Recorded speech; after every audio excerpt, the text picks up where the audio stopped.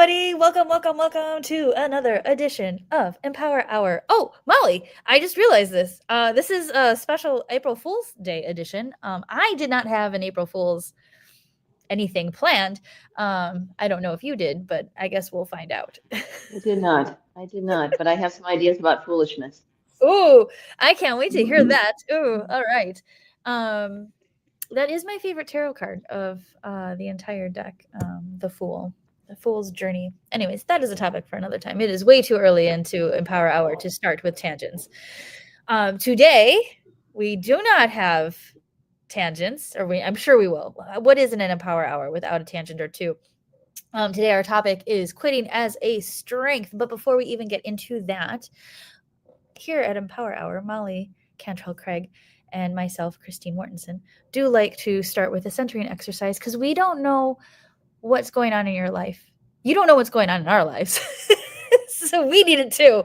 And so we just want to take some additional moments. This entire hour is a series of moments for you, for empowerment, for centering yourself. But we want to take a specific few moments here and now to center ourselves, ground ourselves, so that we're in a space that is just right here, this four little corners of this rectangle, wherever you might be watching us, and put everything else out of your mind for just a few moments. It will be there when we let you go. We promise. But for right now, today's centering exercise is a little different. A lot of times we do a lot of breathing exercises. We do some little physical exercises. This is a thinking one and a journaling one. So if you do have pen and paper handy, excellent. If you don't, no worries. If you want to type it out in notes and something on your phone or on your computer, if you're at that works as well. But I saw something lovely from Adam Grant on Instagram, or actually earlier today. So it was very timely. And he was talking about, it was just this tiny little snippet of him, I'm assuming on a podcast. And he was talking about, that he does like the exercise that's very popular of having a gratitude journal. And that's something that we advocate for as well, because the act of gratitude does actually help to rewire your brain. It helps to activate your reticular activating system, which helps you notice more positivity in your world. And so the exercise is, what are 3 things that you're grateful for? And so if you can think of 3 things right now, it'd be great to either write that down or make a mental note. It can be something as simple as, I am grateful for a hot shower every day, or however often you bathe. It doesn't have to be every day. No judgment. I am grateful for, I don't know why, I'm thinking of hot oatmeal, which I don't particularly like, but I've been eating it more and it's filling. So I will be grateful for that today. I am grateful for the blueberries that I've been putting on the oatmeal. So they can be simple little things, but it has to be real. It has to be true, actual, real gratitude.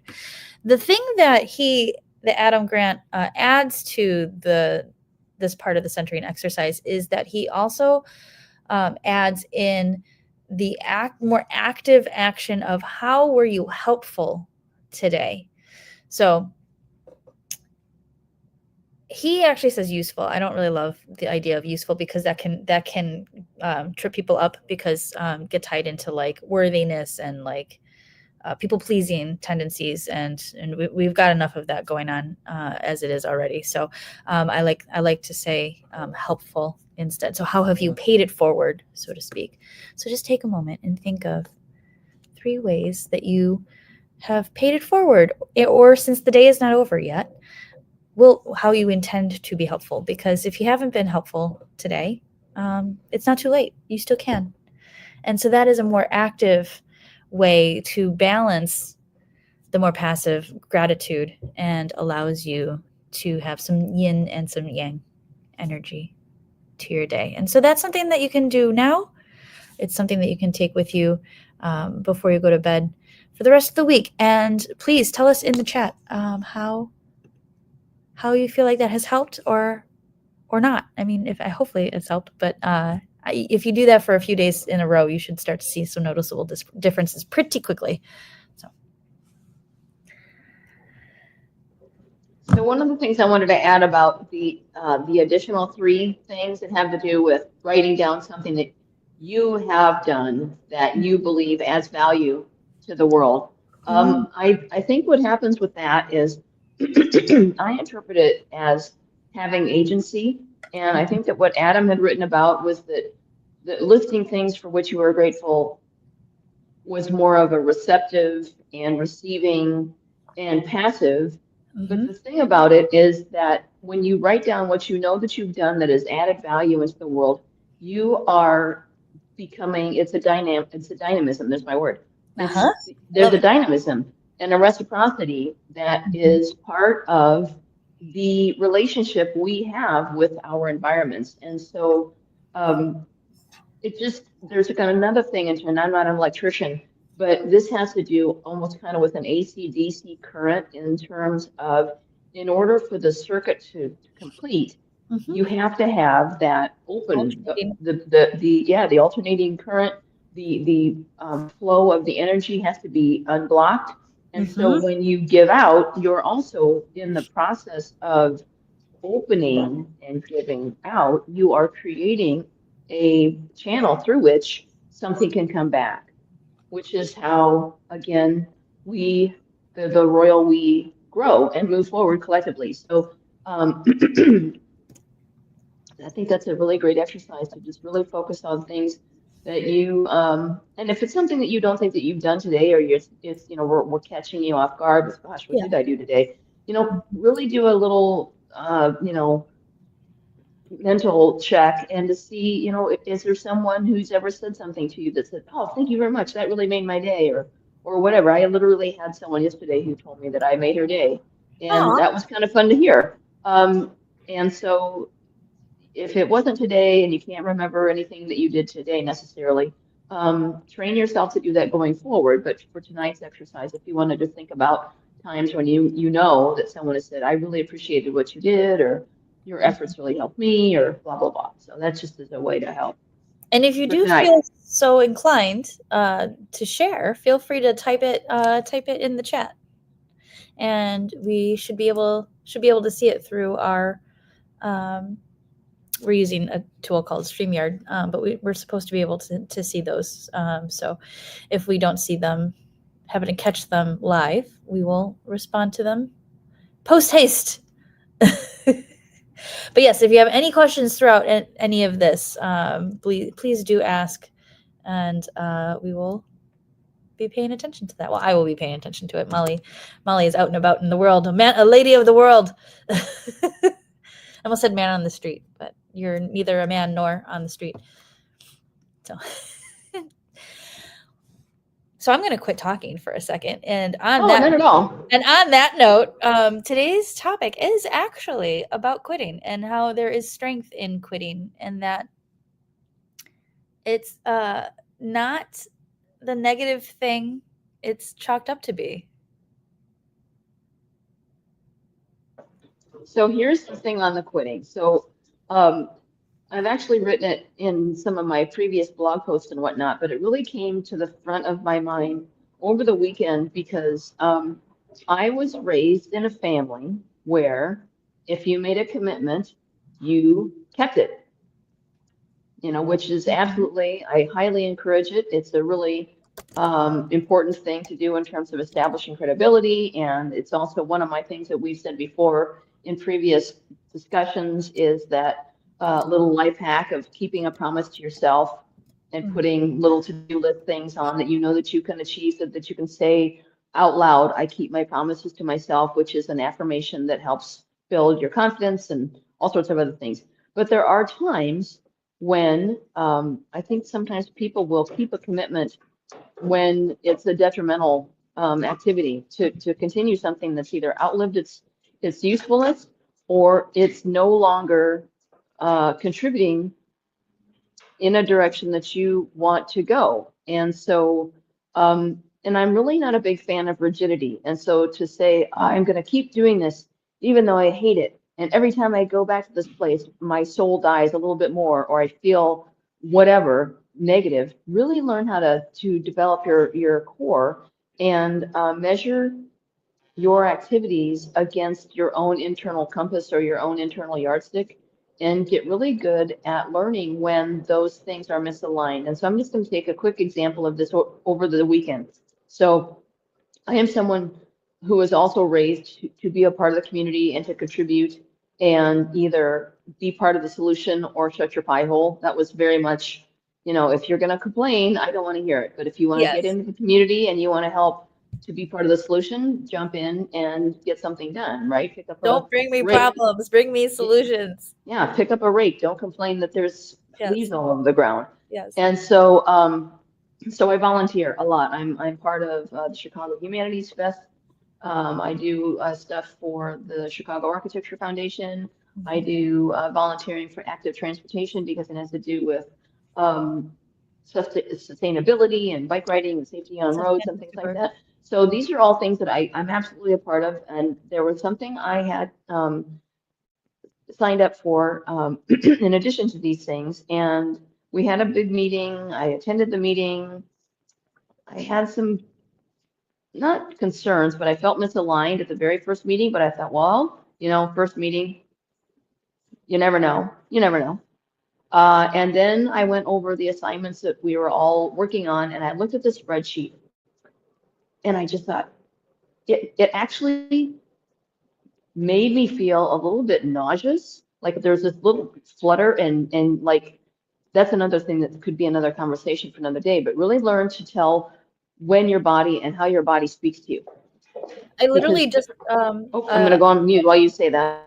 oh, okay. I had literally just found something else because knowing what we were talking about, I this is human design related, which is a topic that we're actually going to have a speaker come talk to our collab group, Mel McSherry, who is a human design expert. But anyways, there's 5 different types in human design. I will make this brief, and generators, which Molly and I both happen to be generators.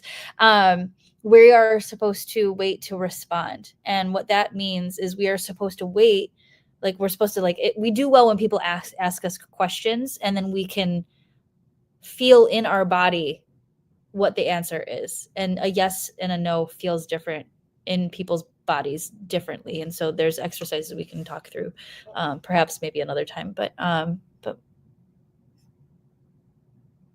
Oh, so anyway, I didn't want to interrupt you, but yes, it's oh, sorry, so. I didn't, I was No, no, no, that's okay. So one of the things that we actually have in our vault as well is we have some PDFs and some materials that are really good at helping people who are not used to paying attention to their body um, yeah.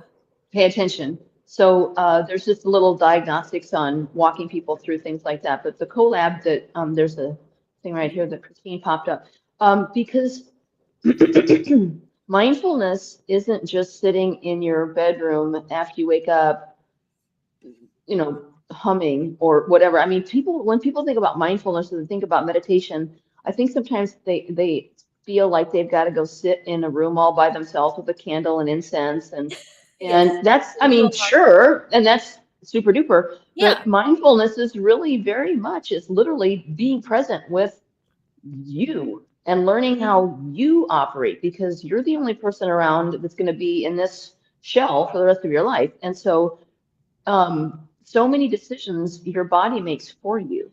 And so with this quitting concept, I just remember looking at this spreadsheet and I just had this sinking feeling. Uh-huh. That's a big flag. Yep. Sinking feelings in general are negative because they're like, well, Yes. think of the dying pack, the dying Pac-Man sound. I mean, it just, so that was my first flag. And then when I looked at it, I actually, like I said, I got a little nauseous and I got a little bit, like my eyes kind of glazed over. Mhm. So I was like, Can you and for talk about one, what was in that spreadsheet? What were you seeing? spreadsheets aren't normally my my wheelhouse anyway. However, I know that they exist for a reason and I can use them and I will use them and Yeah. whatever. But I We just looked at this and I'm like, there was this complete disconnect between what I thought we were going to be doing and what I could see the trajectory of where this was going. And I thought, Yeah, no, and it's kind of like it's almost like what we talked about with quitting books. Mm-hmm. I just thought, you know what? I am not going to keep reading this book. I have future you to build. I Yeah. have clients to serve. I have other people who depend on me Yeah. with other priorities. And you know what? I'm gonna pull a Barney Fife and I'm gonna nip Yep. it Yep. nip it in the bud, Andy. And I just thought, yep, nope, I'm out. And I happened to, and I did this today, or not today, but I mean, I did this within the space of 3 or 4 days because I've had plenty of decades of doing things wrong Yeah. and hanging in there or showing up at the wrong place over and over and over or dating the wrong man over and over thinking I can fix this one Yeah. or it's okay. It's okay that it's not 100% because it's not always good. Relationships, no relationship is 100%. And rationalization, Yep. rationalization, rationalization, rationalization. And it's just like, or I'm strong enough to fix this, or it's not that big of a deal, or I mean, fill in the blank with your Uh-huh. favorite coping mechanism or rationalization. Right. And so the reason I thought, you know what, I'm nipping it now is it because I thought I have other fish to fry. I have Mm-hmm. other things that I want where my energy allocation needs to be, where I love where that energy already is. Mm-hmm. And why should I endanger Yeah. successful areas Yep. for this? So anyway, that's basically the impetus for why I thought, because I really do believe so many people who are honorable and smart and dedicated and energetic and all of these wonderful things Absolutely. don't like quitting because they don't want to let other people down. Absolutely. And you know what? The thing is that you're gonna disappoint someone no matter what. It might not necessarily be about that thing specifically, but at some point you are gonna disappoint somebody at some point. So you're gonna it's going to happen. So get used to the feeling. And I do want to acknowledge that we do have Peter, who's joining us and who's chatting us up. Thank you, Peter. It's good to see you. I mean, virtually, of course, but um, he had mentioned, and I'm glad you're actually here because I did want to mention he had a really great comment when we were talking about this on LinkedIn. We got some really great responses on this before we even went live. If Peter, I hope you don't mind, and I'm reading this, but he would also suggest that quitting is a distinct form of bravery. It's a concrete decision and action. It enables one to move in a new direction and it returns an element of control in one's life that was likely missing. Here's to the quitter. Better things await. I think that is so well said. So thank you, Peter. Thank you so much. Yes, good to see you virtually as well. I love that we can show comments. So I'm really loving StreamYard. By the way, this is not a paid ad, but StreamYard's fantastic. Um, Peter also just came back stateside from Germany, so he was also saying that he had quit Germany or after he quit his job, which happened to be he didn't quit the country of Germany. Um, so yeah, so thank you for joining us. Hooray! If you have any questions that you want us to answer in a future episode, do let us know. But yes, Molly, I agree with you that so many people go far too long with um, the logic part of our bodies and not listening to the energetic part of our bodies and um, rationalizing things away. There's a lot of reasons behind why we do all of that we probably don't have time to get into, but um, it takes practice to. I keep thinking of the idea of a tuning fork, which I don't know if is a perfect metaphor for this, but it's more like refining how you tune into your feelings. And so, um, a very simple practice is to get quiet with yourself. And this is like, go ahead, light a candle if you want to. You don't have to, but at least like try to get to a quiet space so that you don't have a lot of distractions. And ask yourself some simple yes or no questions that you do actually already know the answer to. Don't start with like, how do I solve world peace? Don't start with a really complicated question that's also not within your realm of complete control. But like, should I move, or should I quit this job, or should I start looking for a new job? That might be an easier yes or no. Should I talk to my boss about getting a raise? Should I tell my friend XYZ? It can be anything. And then, and just feel, just do a little bit of a body scan if you can, starting from your feet all the way to your head, and start to just notice, has anything changed feeling wise? Do you feel nauseous? Do you feel a pit in your stomach? Are you breathing more shallowly? Are you breathing in a shallow manner? um, just look for those kinds of changes. And if you practice that every now and again, you will get stronger, and you won't have to, you will start to just intuit it. So one of the things about quitting, and I liked how you kind of did, um, one of the ways to train yourself to learn how to pay attention to your body is to ask yourself questions you already know the answer and you're already completely fine with the answer. Do I like Yes. apples? Yes, I freaking Yes. love apples, Thank or you. That's whatever. such a Or great and example. really feel what that yes feels like. And I might actually swear a couple times because I'm really good at it. I Do seldom you like swear, but hot when I do, chocolate? Yes. I actually was going to have hot chocolate tonight. But it's like the fuck yes or fuck no is an Yes. absolute perfect way to tune your barometer. And Yes. start it with things, really get a bead on what is your FY. What's my Mm-hmm. FY? You bet your butt. If I know that they're going to have spaghetti at lunch at, whatever, when you were a little kid, pizza Oh day was yeah. always a big hairy deal. You're like, oh my God, it's pizza day. Oh my gosh, I will sell my little brother's teeth so that I can go to pizza day at lunch or whatever. But if they were going to be, if the mystery meal was part of it, you'd be like, you know what, I will eat Nope. bark. I will eat bark before I eat whatever the hell Yeah. indiscriminate food item is on that I don't feel well this day. plastic form tray. All right. So in terms of quitting, Mm-hmm. really get a good beat on what's your FY. Yeah. And then if I like your example about the job. So let's say that rather than say, should I quit my job and move to Borneo to start that yam farm I was thinking about, think to yourself, do the pros and cons. What do I love about my job? What would I really miss about my job? What are the things that light me up about my job? Yeah. Or whatever. And then what are the things that I know that I do not like and I know are not going to change?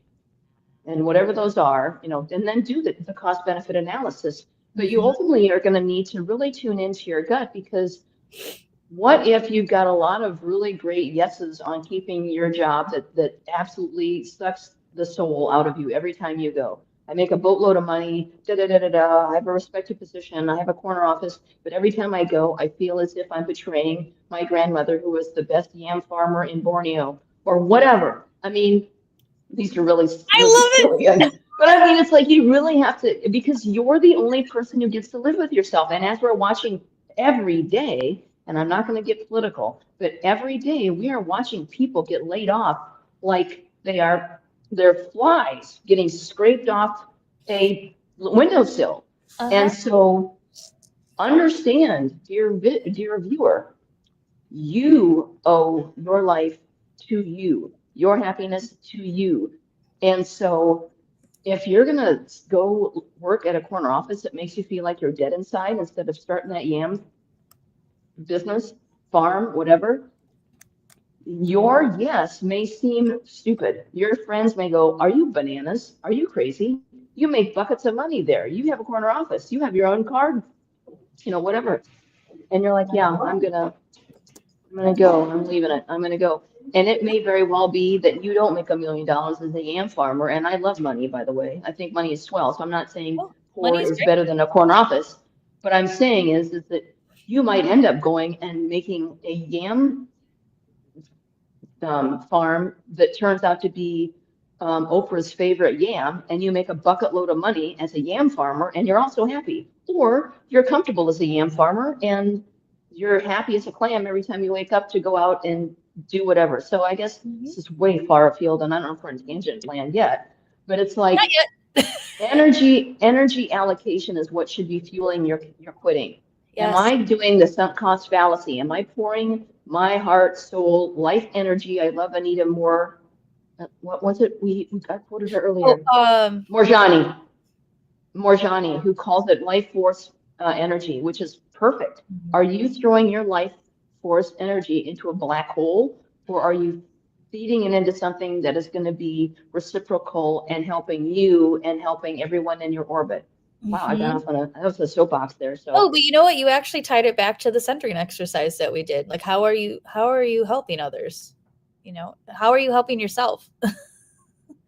Um, no, I think that's fantastic. Also, there was something in there, Molly, that you had said that I went to type myself a little note so that I didn't forget, and I got so into listening to you that did end up forgetting.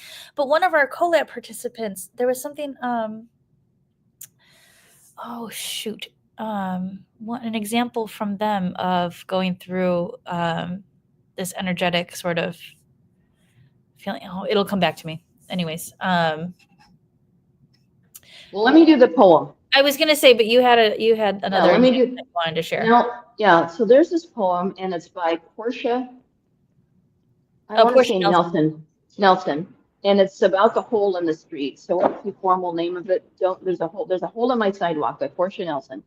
And some of the readings about it that you see on the web attribute it to her. There's some people who take it into an addiction analogy, and I can see that true. But I'm going to do a huge paraphrase for those of you who might not want to go to the chat right now. But essentially, it's a story in 5 chapters, but it's basically stanzas. The chapters are like 4 lines or whatever, and Mhm. it's like I go down a street, I fall in a hole. Oh, do you want me to read it? Sure, I'll go on mute and have you read it because it really is relatively short. I'm going to go back on mute then. Okay. Hold on one second. Let me move it over here. I walk down the street. There is a deep hole in the sidewalk. I fall in. I am lost. I am hopeless. It isn't my fault. It takes forever to find a way out. I walk down the same street. There is a deep hole in the sidewalk. I pretend I don't see it. I fall in again. I can't believe I'm in the same place, but it isn't my fault. It still takes a long time to get out. I walk down the same street. There is a deep hole in the sidewalk. I see it is there. I still fall in. It's a habit. My eyes are open. I know where I am. It is my fault. I get out immediately. I walk down the same street. There is a deep hole in the sidewalk. I walk around it. I walk down another street. Boom. So the thing that I love about this, in the terms of the quitting, first of all, it's National Poetry Month. So if you're a big fan of poetry, I love haiku. I write haiku for fun. And for meager profits, I have a couple ebooks on. Anyway, tangent. But the author of this poem, makes a choice to choose differently. She quits. She quits Mhm. going down the same street. She's like, wait a second, that street's not for me. And I think that sometimes we repeat and we keep going down the same street because again, we go back to that rationalization. Oh, I'm wearing knee pads and a helmet. So if I fall into the hole, I won't be, as injured or whatever. Mildly bruised. It's Yeah. just like, and we're very good at rationalizing stuff. I mean, believe Yes. me, I have made some seriously class A fuck ups. Mm. I mean, seriously, the government calls me. I think it is a triple A, grade A. Yes, can we put that in their manual?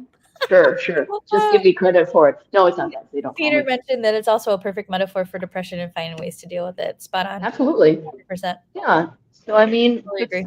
that does require awareness, and it does require systems. I Mhm. think that in terms of quitting, let's say that we're going to talk about quitting and we're going to do something that's going to be a complete diversion and we're going to be a yam farmer. I'm going to go back to the yam farmer. Borneo. But I mean, when we do quit, it is an individual decision. Absolutely, it's an individual decision that we make for ourselves. Mhm. But it can be a lot easier to sustain a pivot like that if you've built up a network around you, whether that's you've done your due diligence on yam farming, or Mhm. you have reached out to some other farmers in the area and you're deciding, yeah, I think I would really like this or whatever. And this is one of the things that we come up against as coaches when people come to us and they want to make a radical life change. And sometimes these things come to us. One of the women we talked with had just lost her mother. Mm-hmm. And so a lot of times people want to make radical changes when they haven't built out some structure to help sustain the Yes. pivot, because that's really helpful. And sometimes quitting is a radical act, and you don't have that runway, or you don't have those spaces. And we might want to talk a little bit about that, about how to find those supports if you've quit without it. Because I remember, okay, I'm Mm-hmm. almost done, but this is another case of me quitting. I was working in a job, Mm-hmm. very male dominated. Most of my things are, but this was one where it took an inordinate amount of energy for me just to go to work, Uh, just just to even get out of bed and go to work. But I was a single mom. I had 3 kids, and I thought they have to eat and they need a roof over their heads, so I better do this job. And I remember taking extra care. I'd really done my makeup. I had my hair done really well. And the very first person who saw me in the morning at 8:30 as I walked into the door said, "Wow, Molly, you look like shit," verbatim. And I remember the rest of the day thinking to uh, myself, this is not why you were put on this planet. This is not uh, why you're here. And without a net, without any thought, I walked into, well, with this much thought, but I walked into the general manager's office and I said, I'm done. Here's my 2 weeks. I quit. I'm not sticking around for this. And to his credit, and I want to mention this person because I think that sometimes we talk a little bit about the whole, we talk about male allies, you and I, and we're actually working on a corporate thing about not necessarily male allies in the workplace, but creating fostering a workplace of equality and people who care about each other and treat each other with respect. yep. But this was something that happened back in 2001. And to his credit, this man, white man, says to me, um, I will accept your resignation, but I'm going to forward you some cash through you're going to pay you the 2 week severance because you do have children, and I'm not cool with you walking out of here without any sort of cushion until you Mm-hmm. find a job, which was Oh, really nice of him. Technically, in the business I was in, that was not the norm. yeah. It was not the norm at all. And so he says, we're going to write up a 2 week severance for you and then see how things work out for you. And if push comes to shove, come back and we're going to talk about other options for you. Mm-hmm. And so by the following Wednesday, 3 days later, I had a job at a communications company in their online department at the inception of online. I mean, 2001. It was a communications Yeah. giant, which will be unnamed. But I walked right into a senior level position. But I would have never had that position had I not quit. But I don't recommend that to everybody, especially single moms with 3 children. That was I don't know, divine That interaction. was I don't know what the definitely heck that was. a moment of build the wings as you after you take the leap, build the wings on the way down moment. But that also is, I'm glad that you, one, I love that story when you tell it because it's powerful and it's very true for a lot of people. And also it's a fantastic segue to one of the points I wanted to make about quitting is that makes space for something that is new, something that is right for you. When you have something that's going on and you're feeling that energetic angst or just angst at all, if you're like, that is a sign, like frustration, anger, fear, all of those are signs for you to pay attention and for you to listen to and to examine and take a closer look of like, well, why am I frustrated by this? Why am I constantly annoyed the moment I wake up because I have to, my alarm's going off and I have to go to this job I can't stand. And again, we're harping on jobs as an example, just because that's the reality for a lot of people, unfortunately. Just going to a job just because you feel that you have to. And I too, 13 years ago, it was fun when I went to LinkedIn this morning that it said 13 years at Sparked. And I was like, oh, yay. Hooray. Happy anniversary month. I quit my job. I put in my 2 week notice, with nothing lined up. This is a long story we won't get into, but basically came back from a vacation and had this epiphany of like, I'm tired of hearing no, being told no about like, I don't want to sound like a child, but being told that the way that I knew was the right way to do things was not the right way to do things. And so I was like, forget it. I'm out of here. I'm going to start my own company. And I did, and started my own agency. And here we are 13 years later. So I was right. Which that's not what it's all about. But still, that does feel kind of nice to say. And the me taking that leap again with nothing lined up, don't recommend it, but it did make space. It was it made space for me to focus on getting clients. And I did have a serendipitous moment, a little similar to yours but different, that a client from like 5 years prior, of a past agency even, had reached out and said, hey, do you still do design? And I was like, yeah, because at the time I did. Now I don't now. I mean, I do for us, but as Future You and as Sparked, but I don't take those projects anymore. But at the time I did. I was like, oh my God. So he hired me. So I had a client all of a sudden out of nowhere. I didn't have that client the week before I quit. So again, that could all just be coincidence, but I do think that there is something energetically that happens when you decide and you go in a direction. Energy shifts around you in mysterious and amazing ways.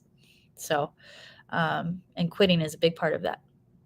So, okay, so this isn't the one up club, but I wanted to do two things. One, there was another time that I quit. I was working at a weekly, and your story about inexperience is what made me think of this. So I was working Yeah. at a weekly newspaper, Mm-hmm. and I had just graduated from college. And this is back, and then we're going to talk about old-timey stuff, and I'm going to go into the newspaper industry for a second. But way back in the 90s, they were still using what was called the Harris system, which is basically literally cutting paper and waxing it and sticking on I didn't know pieces that of had a name. paper. And oh yeah, I had to so do that. so so I was working at that level between. I've actually used the pica poles. I've actually cut Oh, color using acetate. yeah. But I also was being trained on Quark Express and pagination and spooling pages Mm-hmm. to a press, Mm-hmm. that was 30 miles away.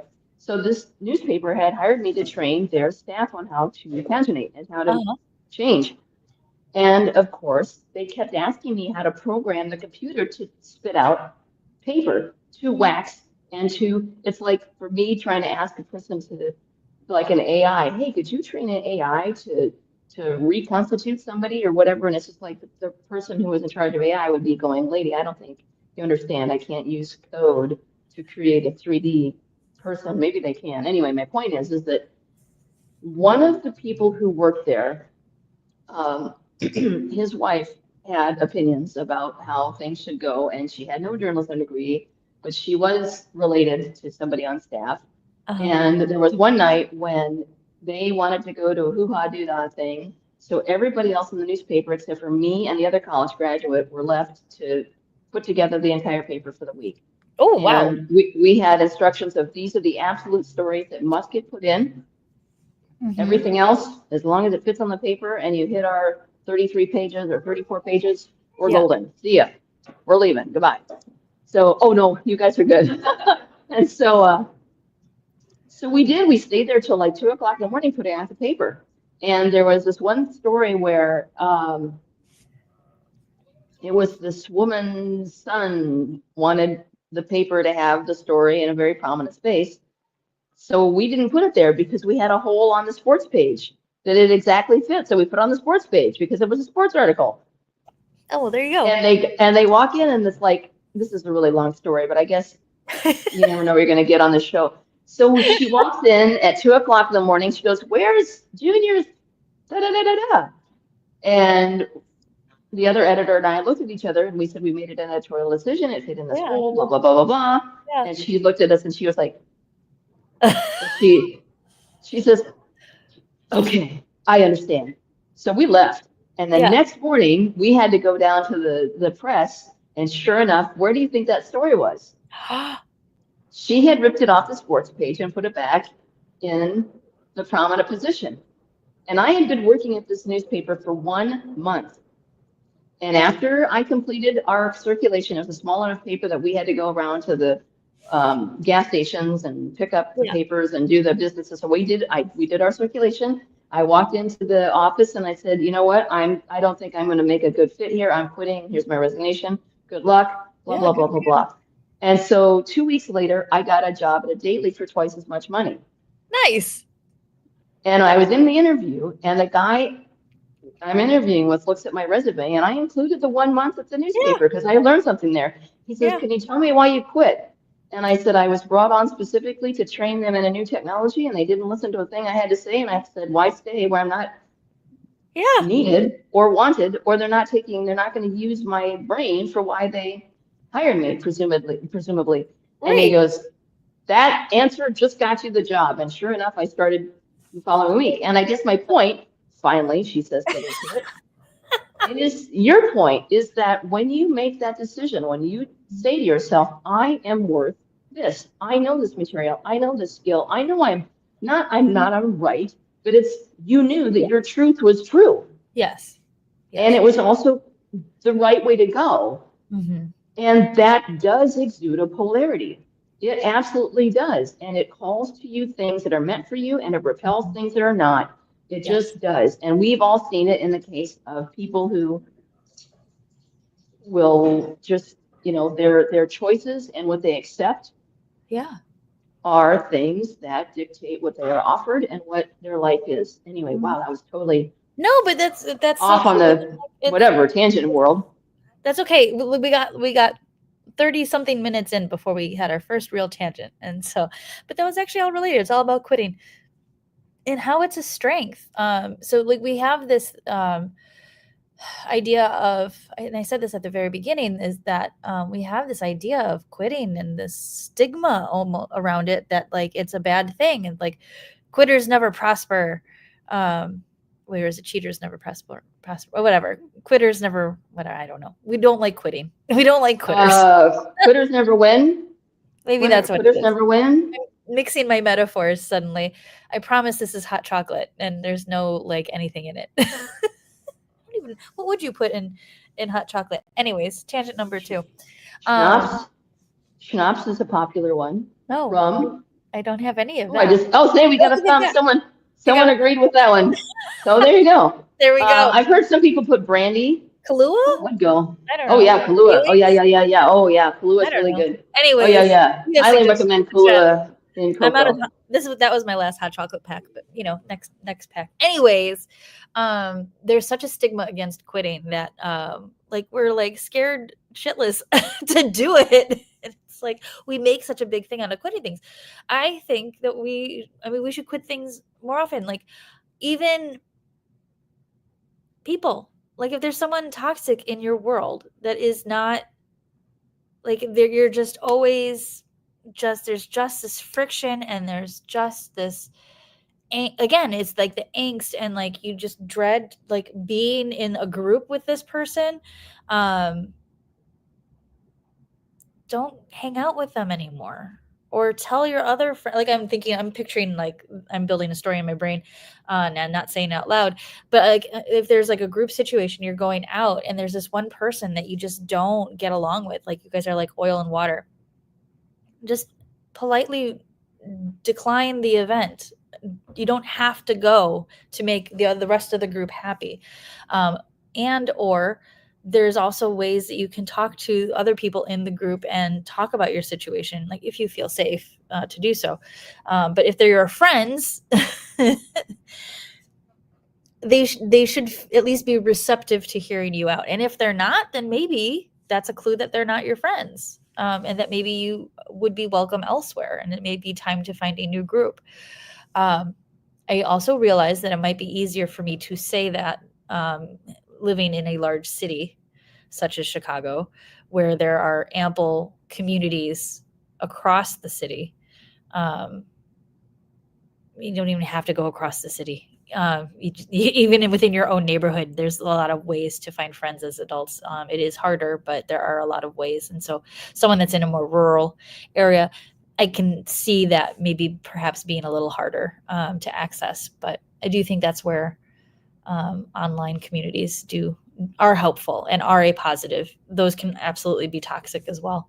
However, it is okay to quit relationships. I think I think this was okay. You have so many things that you say that I want to go, oh, that's so cool, Oh, that's so right. No, no, this is good. So one one of the things that I think that we're coming down to is that you've got to be true to yourself. yes. You have to think, and this reminds me of and I didn't really watch this show, but I saw a snippet on Instagram, but the Sex in the City. Yeah. Yeah. So Yeah. I've never seen either one. Oh, Whatever the new one's called, Return to the City or whatever the flip when they're older. I know I haven't But watched the it's new ones, but yeah. well, but there's the excerpt where Cynthia Nixon, no, not Cynthia Nixon, Kim Cattrall's character Uh huh. says to the guy, "I love you, but I love me more." Yes, I love that episode. And it's like, I think, in terms of quitting schools or quitting friends or quitting jobs or whatever, it's going to ultimately come down to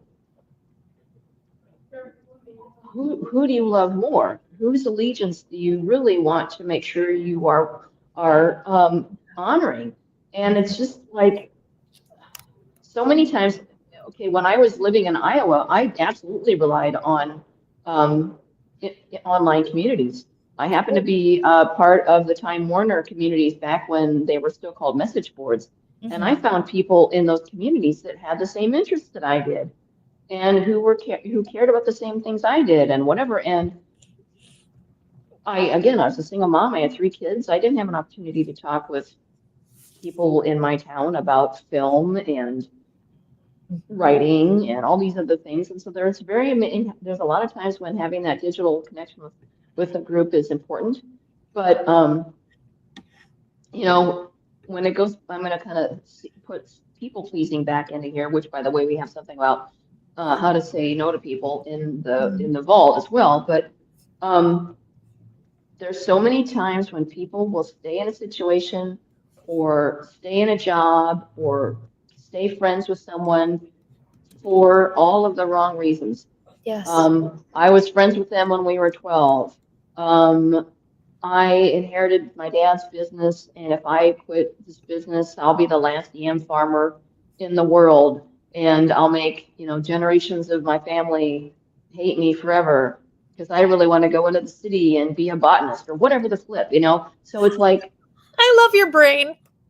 well, it's just like we are so tied to the behaviors and the opinions of others sometimes. It's just like, and it has its place. I mean, you can bet your butt that for the most part, with the exception of me quitting on a Saturday when I was a single mom with three kids, that was an act of like, I just knew that I was in the wrong place. And I can't explain Yeah. it other than, I mean, it was like if an angel would have vaporized next to me and said, "Okay, it's time for you to go," that was kind of that level of Yeah. knowingness. It's just, and I'm sure that there's people out there who are watching this who have had a moment of their life when they're just like, it's like when you decide to quit smoking or you Yeah. decide to start anything that you know is like the right thing for you to do. There is Yeah. a knowing, a resonance. I hear people talk about Anyway, that a lot when they walk into when they're if you're looking for a house and you're going to buy a house and like walking like I just felt like home. I just felt it, right? Like there's this full body sort of experience. I like to I don't I this is not mine, so I can't take credit for it. I don't remember where I heard it from, but it's either a no or a knowing. Like you have like this like I know it, I feel it in my bones. Or it's a no, it's or like the opposite of what you were talking about, like an F yeah. Like it's a full body F yeah. Well, oh, that's what I was gonna yes, it came full circle. That's what I forgot. I don't want to mention names, but one of our collab participants, collab, which is our group coaching program, um, she brought this up to me when she first joined, and she had mentioned that one of the things that she loved that I had posted, like at this point, at least a year ago, was it's either a fuck yeah or a fuck no. And there's no like you're either with me or you're not. Like that's not really the point, but like you're either like you're in or it's a no. And I have literally said that, well, I literally said that the last time someone broke up with me, and I was like, okay, great, you're not a fuck yeah, then great, see you, bye. Okay, thank you for telling me. Have a great life. Like meaning that truly. Like I hope he has a great life. Um, but it's like I don't. Why would I want someone that doesn't want me? Why would you want a job that isn't treating you the way you should be treated? Why would you want the client that is scope creep all over the place and not paying you for it? All money is not good money. All energy is not good energy. Make your Said something, positive. and now I can't remember. Dang. Anyway, That's okay. keep talking because it'll come back. Well, I was just also going to do a quick time check in that we have like 10 minutes left into the Empower Hour, and we have not gotten to Magic Hat. So I would maybe impromptu suggest that maybe we don't do Magic Hat this week. That's okay. We're on a roll this week. Well, but I agree. We probably don't have enough time to give Magic Hat its due, but since we brought it up, I think we should mention what Magic Hat is. It's basically something that we started that has to do with a lot of the questions that we receive as coaches. I know. I'm like, I'll just see if Molly sees it. Is the Magic Hat is a really neat little. We just pull random topics out of this hat and we talk about it because they're questions that clients have had for us or people had for us, and they have to do with things like mindfulness or how to start a habit or whatever. And the one thing that we do encourage and we welcome is that if you do have a question, definitely either drop it in the comments in the chat. If you're watching this after our live, we do go back and read our comments. Or if you want to email us or message us on one of the social platforms we're on, and just say, hey, I have an ID for Magic Hat. Christine has popped the email up there on the screen. But we do take those into consideration and we incorporate them into the hat. So since we did not have a chance this evening, I'm sure we'll have a chance in the future. But the thing that I really do love about the Magic Hat is that we do not know what it says. We write it down on a piece of paper and then it goes in a hat and we pick something out at random. So it's absolutely a way to watch us think on the fly, or it's because I mean these or not topics. Well, sometimes, but I mean the topics that we think of, like when we did habit stacking, and we do this one was on quitting and things like we've done some research, we've done some thoughts about what do we want to say, why do we want to say it, and Magic Hat is absolutely 100% unscripted. It's unscripted, which I think is refreshing because one of the things that we want to do with Empower Hour is to show not tell. Yes. We want to make sure that any future client of ours knows what they're getting. They're going to get someone who thinks about yams and swears like a sailor, or someone who, these are the people you're talking with. And one of the things that I wanted to talk with you about the house, walking into the house and knowing, is we were talking in an earlier Empower Hour about the vagus nerve. Yes. And I'm in the middle of reading something right now that talks about how the subconscious is seeded, seeded, seeded, how it's basically the subconscious is like a sponge that draws and like keeps Johnny everything. Appleseed, like Yeah. And so there are things that we do that are based on physiology that we don't even know why consciously on a conscious level. And I know everyone out there has walked into a room. One more analogy, sorry. But one of my favorite books, and sometimes we talk about a book that we're reading. Now, I read this book 20 years ago, and I recommend everyone read it. It's called The Gift of Fear by Gavin de Becker. Read it. It's freaking genius. No, but if you have not read it, everyone who has the ability to read should read this book. It's called, again, The Gift of Fear by Gavin de Becker. And it talks about, in the book itself, he frames most of it around women not honoring their intuition because they've been taught to be polite and nice instead of listening to their spidey sense. Yeah. And I remember when I had first moved to Chicago, I got on a train down at Monroe, and there was one other person on the train cab car with me. And No, thank you. out of nowhere, get off this, get off this car now, get Mhm. off this car now. And I literally stuck, and I'm 5'2". I stuck my arm out as the car doors were shutting, and I pushed them, Hold and on. I went to the next cab. And I don't know what would have happened. I have no idea. Mine could have been nice as pie, and who Yeah. knows. But Mhm. every fiber in my being was saying, "Get off this train now," Mhm. and I did it. Yeah. And the book about the Gavin de Becker, he talks about, the woman who gets into an elevator with someone who gives her the heebie-jeebies, but he's wearing a suit. He's wearing a Yeah. suit, so he can't be. No, no, Right. no. It's my mind. I'm da da da da da da. So that goes back to, again, when that knowing happens, a Yes. lot of that is predicated on, yes, Mhm. yeah, absolutely, The Peter.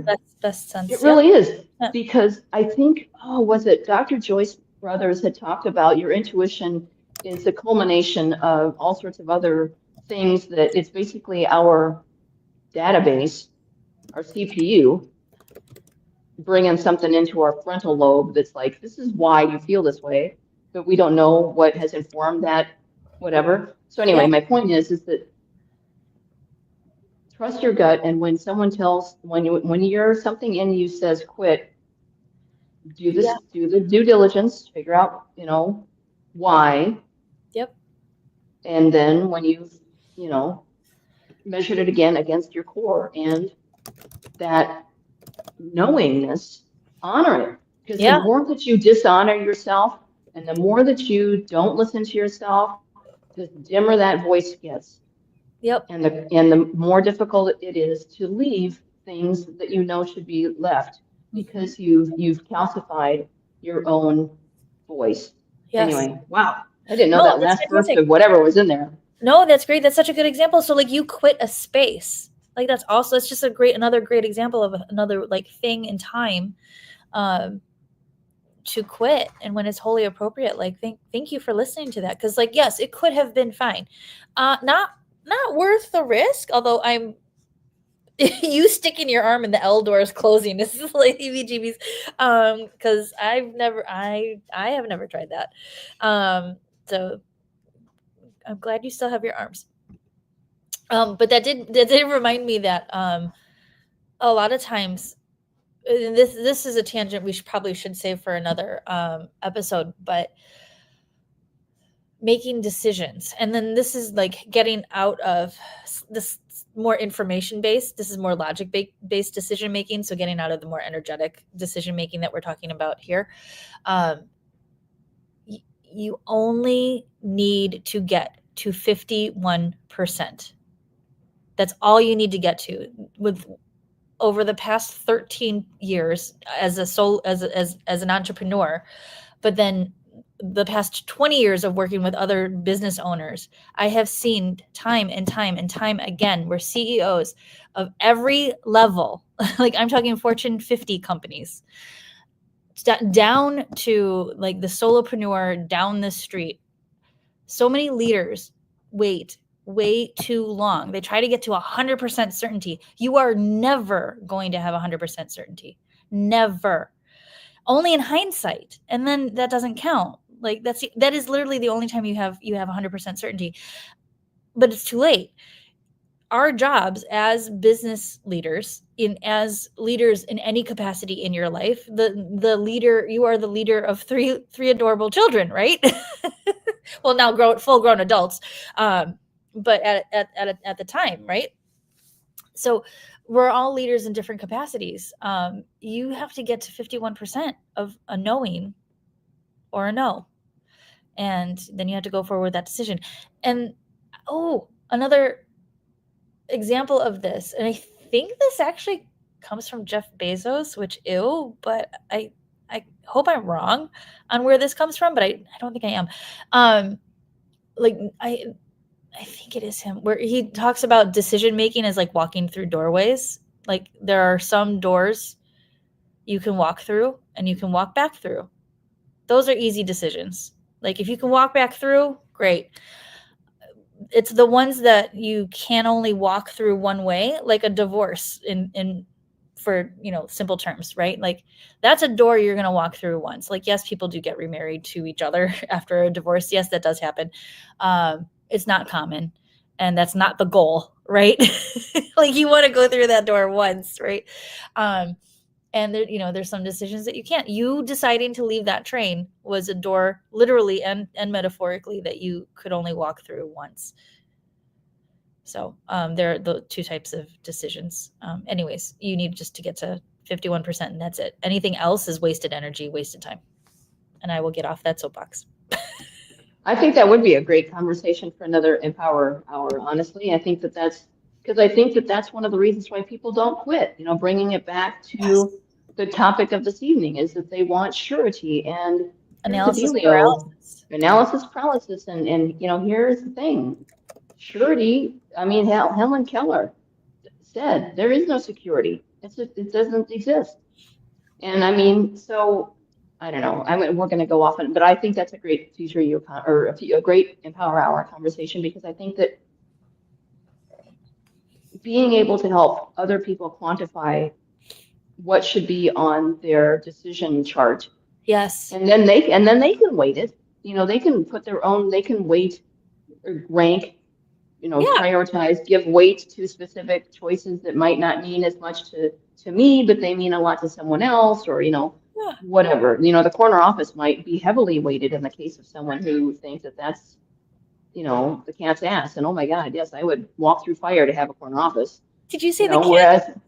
I did, Ah, but it's like for me, I'm like, it's nice. I mean, I've had a corner office, they're fine, but I mean, I wouldn't walk through fire if anyway, my point is that yeah. I think that that would be really helpful. I do want to Wrote talk it down. about just briefly about the new thing that we're offering though with private coaching, because that Oh, is new. go for And it it. was something that well, the thing that I like about the private coaching is that one of the best things about being an entrepreneur and also working with Christine is that um, you will have an agility and there's a nimbleness to getting information from the market and turning around something very quickly. That something does not exist at the Fortune 50 level. When you've got a company that has 20,000 employees, you can't pivot on a dime, and Christine and I can. And so we got some grumblings and rumblings and questions about, hey, can you guys do this just for like one person? Because they didn't really want to do the whole group coaching. They thought it was nice, but there were some issues that they wanted to have 3 people in the room, not 30. And Yeah. so they're like, would you do a private coaching? And we said, yeah, if we thought there was a market for it. I mean, we didn't say that to them, but anyway. In our brains. Yes. Well, plus it's like, well, anyway, that's another tangent. But we thought, yeah, there was a market for it. And Mhm. so we put this together and we launched it today. And the cool thing that we've done with it is that a lot of times people find after they get that initial junk Mhm. out of their closet and their attic and their basement, and they finally feel like, okay, now I really would like to be with 30 people. We've built in a ramp to expand it if they like or not. Again, it's always up to the person that we work with. We are never gonna. They're in charge Yes. of Yes. where they go with what they do Yeah. with their coaching, but it is available. Yeah. We're very good at meeting you where you are. And if you're ready for a group experience, collab is definitely for you. Um, that is all just personal preference and comfort and what you're going to feel comfortable sharing. So how are you going to be able to show up as yourself and for yourself every week? And so for some it is this 90-day personal sprint, as we're calling it, which is a private container. I thought it was you've been using the word container, and I like that, and I'm trying to incorporate that because I think it's nice. It is this little 3-month container, or there's the 6-month group program in that container as well. And there's just pluses to both. So um, if that feels more approachable, please feel free to check out the link here on screen, meetfutureyou.com/private-coaching, and take a look. If you have questions, feel free to book a clarity call. So we also have anything else on that before we move on, Molly? No, I just wanted to make sure I didn't space it, but you were going to talk about, I believe, next week or Yep. this month. I guess it's this month. Holy potatoes. Yeah, couple of things. Yeah. So real quick, I want to talk about our collab guest speaker, which is Adrian Haddock. He is talking to us on April 23rd at 11 a.m. Central Time. And he's going to be talking to us about redefining hoarding and ADHD, and how it shows up differently, and how to deal with it. So he is the founder of a wonderful organization called Trash Friends, and he's going to be speaking to us about that. Before I move on, Molly, was there anything else you wanted to say about Adrian or Trash Friends? Yeah, so Adrian talks a lot and works a lot with autistic and AU ADHD, and also he himself has had experience with hoarding, and so he's got a lot of the folks that he works with are also um, he just it's the lack of judgment. And one of the reasons that we had Adrian was originally going to be one of our speakers for our event when we had Future You existed as a 1 day event, like a workshop-y type of thing. But we we connected with Adrian because shame is what keeps a lot of people from changing, because they're afraid that people aren't going to like me if they know what I really like, or if if they Yes. can tell that, I mean, I can go to work and I can wear my suit and I can look normal, but my house looks like Vesuvius hit it, and I'm ashamed of that, and I'm broken, and there's something wrong with me, and it's so one of the things that Adrian brings to his work is that lack of judgment. And it works like a balm on people to know that they are Yeah. loved and accepted for who they are. And that is where he truly is. It's just a conduit for healing. And I really hope that you can join us later this month, because he's an exceptional person. Yeah. Thank you so much for adding that. Welcome. It Yep. really is. I'm really looking forward to it. Um, the other things that I'm looking forward to is the next two Empower Hours. So on the 8th, so Empower Hour is on Tuesdays at 6 p.m. Central here on YouTube. And on the 8th, we're talking about the influence of your inner circle, which that should be a fantastic discussion. It is often said that we are the sum of the 5 people we hang out most with. And hang out, you can interpret that however you wish. And then on the 15th, woohoo, tax day, is boundaries and self-care as a power move. I will die on the hill of boundaries are self-care. So I will be beating that drum during that. And I know Molly, I know you agree as well. But yeah, those are our upcoming topics. So and each installment will also have a magic hat segment as well, where you will see us improv coach, I suppose. We're not coaching improv, but we're taking a topic that we're not gonna know which one's coming up. So it could be a topic from you. Again, put it in the chat, or feel free to email us at hello@meetfutureyou.com. I'll put that back up on the screen there. And if you have a question, email it to us and we will answer it. If you'd like us to use your name, we can. If you would like us not to, please do tell us. But thank you, as always, for joining us on Empower Hour. This has been the most fun, and it's nice to have live comments that we can bring on screen. So do join us again.